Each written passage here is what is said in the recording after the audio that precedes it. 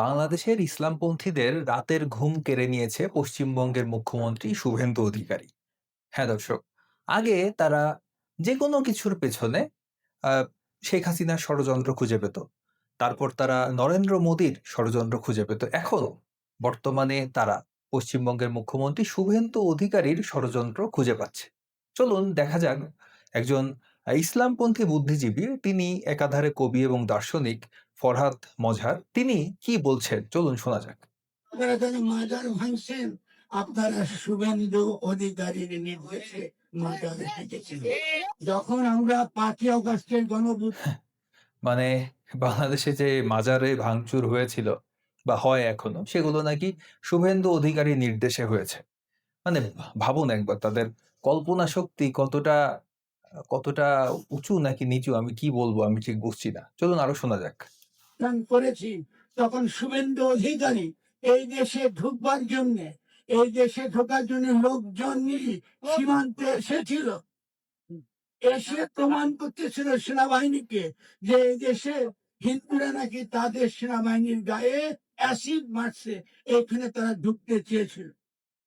ভুলে যাবেন না। এখন তারা বলছে যে বাংলাদেশে এরকম মার্ডার ভাঙা হয়, এরকম যে ইসলামী সন্ত্রাস, এই তৌহিদি জনতা, এদের তো রাষ্ট্র রাখবার কোনো দরকার নাই। এমনকি কাশ্মীরও যে অধিকারটুকু পাচ্ছিল, ওই অধিকারও তারা আপনাদেরকে দেবেন। এবার আপনারা যারা মাজার ভাঙছেন, আপনারা শুভেন্দু অধিকারীর নির্দেশে মাজার ভেঙেছেন। ভাবুন একবার, হ্যাঁ, তারা আসলে শুভেন্দু ফোবিয়ায় ভুগছে বলে আমার মনে হয়।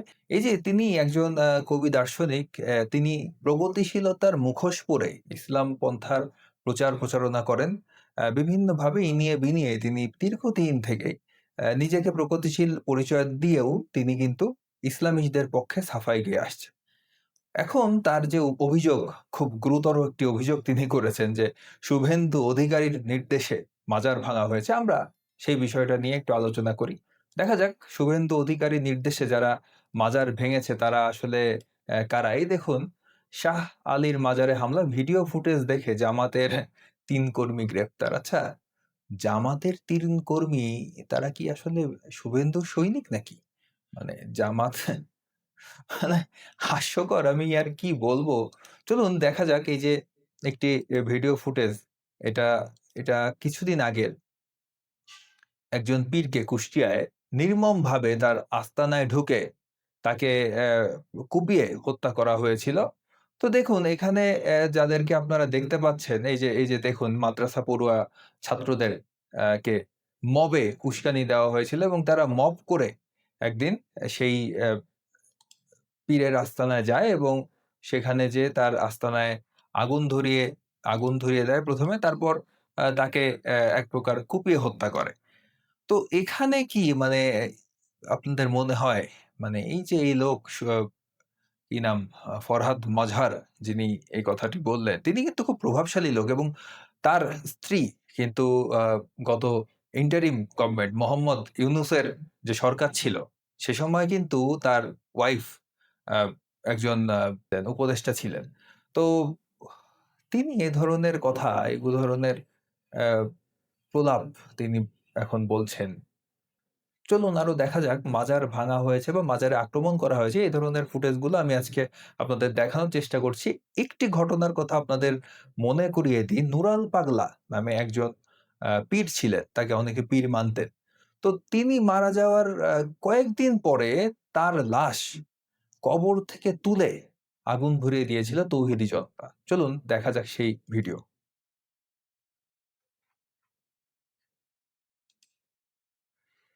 কি নির্মম, কি নিষ্ঠুর! আমি আমি আপনাদের অনুরোধ করব, যারা দুর্বল চিত্তের মানুষ আছেন তারা যেন এই দৃশ্যটা এড়িয়ে যান। ভিডিওটার এই অংশটা যেন স্কিপ করে যান। এখানে মানে একজন মৃত মানুষ, তিনি, তারও প্রায় হয়তো আমার ঠিক খেয়াল নেই সময়টা, হয়তো কয়েকদিন আগে ৫-৬ দিন আগে হয়তো তিনি মারা গিয়েছিলেন। তো তার লাশ কবর থেকে এইভাবে তুলে তারপর তাতে তারা অগ্নিসংযোগ করে। দেখুন তারা কিন্তু আ মানে লাশ দাহ করার পক্ষে না। কিন্তু তারাই একটি লাশ কবর থেকে তুলে সেটাকে অগ্নিসংযোগ করে জ্বালিয়ে দিচ্ছে। দেখুন, দেখুন এখানে লাশ দিয়ে যেন মাজার করতে না পারে সেজন্যে এই যুক্তিতে তারা একজন মানুষের লাশ কবর থেকে তুলে সেটাকে পুড়িয়ে দিচ্ছে। এই অধিকার তাদের কে দিয়েছে? চলুন আরো দেখা যাক। দেখুন এই যে লাঠি হাতে যাদেরকে দেখলেন, আরো আরো একবার দেখাই। এই যে, এই যে লাঠি হাতে আপনারা যাদেরকে দেখতে পাচ্ছেন, তারা শুভেন্দুর লোক, তাই তো? তারা বিজেপির লোক। তারা শুভেন্দুর লোক বাংলাদেশে এসে মাজার ভাঙচুর করে গিয়েছে। দেখুন আরো, আরো দেখুন শুভেন্দুর লোকজন কি করেছে দেখুন।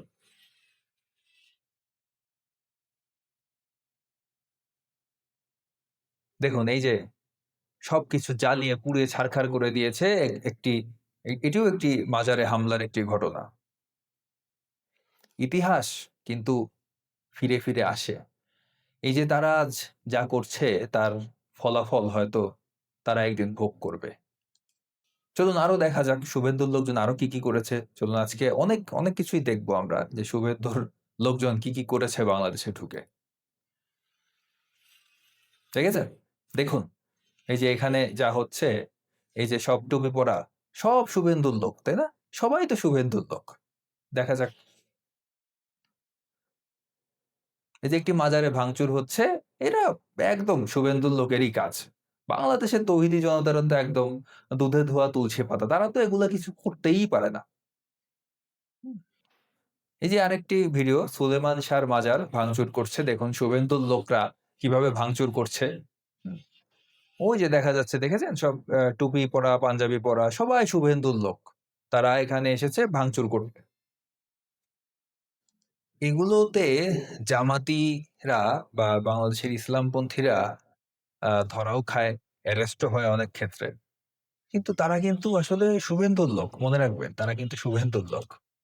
চলুন আরো দেখা যাক এখানে কি হচ্ছে। এই যে দেখুন, দেখুন শুভেন্দুর লোকদের চিনে রাখুন। চিনে রাখুন এই শুভেন্দুর লোকজন।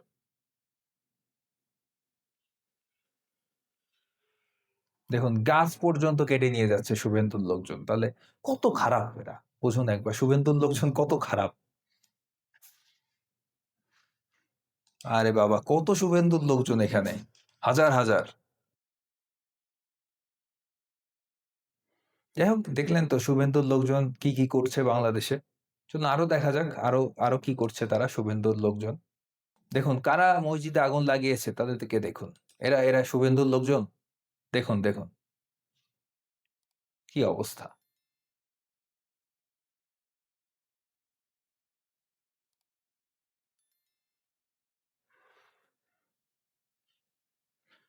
দেখুন মসজিদে তারাই আগুন লাগাচ্ছে। তারাই অনেক সময় কোরআনও পোড়াচ্ছে তাদের প্রয়োজন হলে। তারা কোরআনও পুড়িয়ে ফেলতে পারে। তাদের যখন স্বার্থ প্রয়োজন পড়ে তখন তারা কোরআন পুড়িয়ে ফেলতে পারে, তাদের মসজিদ পুড়িয়ে ফেলতে পারে। তারা এগুলাকে কেয়ার করে না। তারা নিজেদের ধর্মভীরু পরিচয় দেয়। ইসলাম ছাড়া তারা কিছু বোঝে না। এক আল্লাহকে ছাড়া তারা কিছু ভয় পায় না। কিন্তু তারা দেখুন হামলা করে আগুন দিয়ে মসজিদ পুড়িয়ে দিল। কি অদ্ভুত! কি ধরনের ভণ্ড, কি ধরনের হিপোক্রেট এরা বুঝুন। হয়তো কোনো দ্বন্দ্বের জেরে হয়তো তাদের সাথে মতের পার্থক্য থাকতে পারে। কিন্তু মসজিদ সেটা তো তাদেরই ধর্মের উপাসনালয় নাকি? সেখানে এইভাবে বর্বরচিত হামলা করে তারা যদি একটি মসজিদকে ভেঙে চুরে তছনছ করে আগুন জ্বালিয়ে দিতে পারে তাহলে অন্য ধর্মের মানুষের উপাসনালয় বা অন্য ধর্মের মানুষের সাথে তারা কি করতে পারে একবার ভাবো। চলুন আরেকটি ভিডিও দেখা যাক।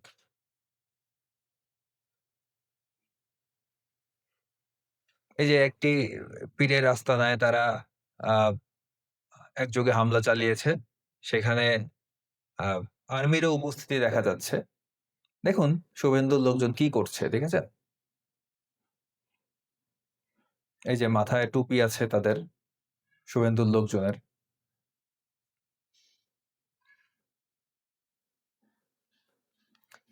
এরকম হাজার, হাজার ঘটনা দেখাতে পারবো। শত, শত ঘটনা দেখাতে পারবো। এই যে গত ২ বছরে বাংলাদেশে শত, শত এরকম হামলার ঘটনা ঘটেছে। তার কিন্তু কোনো বিচার হয়নি। অনেক পীরকে আ হামলা করা হয়েছে, অনেকে মারাও গিয়েছে। তো এগুলোর কোনো বিচার আমার মনে হয় না খুব সহজে হবে। এটা সিলেটের শাহপরান মাজারের হামলার ঘটনা। এই যে দেখুন শুভেন্দুর লোকজনকে চিনে রাখুন।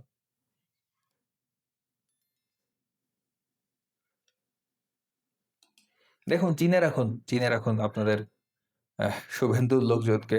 তাহলে আ সুবিধা হবে আরকি। দেখুন আরো একটি ঘটনা, এখানেও শুভেন্দুর লোকজনরা কিভাবে মাজার ভাঙচুর করছে দেখুন।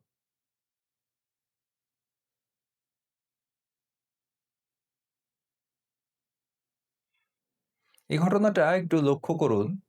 এই যে তৌহিদি জনতা তারা আক্রমণ করেছিল, সেখানে কোরআন শরীফ ছিল। যেটাকে তারা পবিত্র গ্রন্থ মনে করে এবং সেটার অবমাননা তারা একদমই সহ্য করতে পারে না। বিভিন্ন সময় দেখবেন কোরআন অবমাননার দায়ে তারা বিভিন্ন মামলা করে, মব করে, মানুষকে মেরে পর্যন্ত ফেলে। এই তো কিছুদিন আগেই সুইডেনে মমিকা নামে একজনকে তারা একদল তৌহিদি জনতা, উগ্র জঙ্গি তারা তার ফ্ল্যাটে ঢুকে গুলি করে হত্যা করেছিল। সালমান মমিকা তার নাম ছিল। আপনারা হয়তো মনে আছে আপনাদের। তো তারাই সেই তৌহিদি জনতা, সেই উগ্রবাদী গোষ্ঠী নিজেদের স্বার্থে যে কোরআন পুড়িয়ে ফেলেছে, তারা নিজেরাই পুড়িয়েছে। এটা কিন্তু এটা কিন্তু কোনো নাস্তিক পুড়ায়নি। এই কোরআন কিন্তু তারা নিজেরাই পুড়িয়েছে। তখন কিন্তু ধর্ম অবমাননা হয় না। তারা যখন নিজেরাই এই কাজ করে।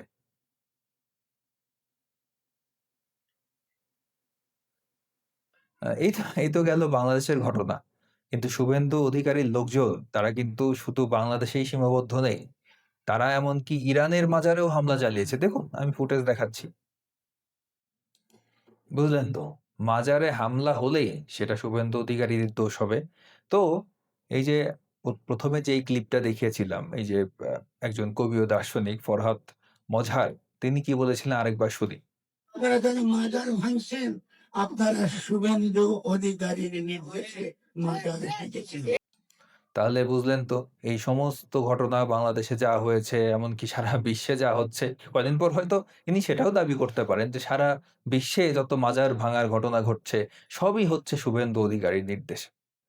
আমি এতেও অবাক হব না। তিনি যদি এরকম দাবি করেন, তাতেও আমি বেশি একটা অবাক হব না। যাই হোক, ভিডিওটি কেমন লাগলো জানাবেন। ভিডিওটি ভালো লাগলে লাইক করুন, কমেন্ট করুন, শেয়ার করুন। অবশ্যই চ্যানেলটিকে সাবস্ক্রাইব করুন। সকলকে ধন্যবাদ।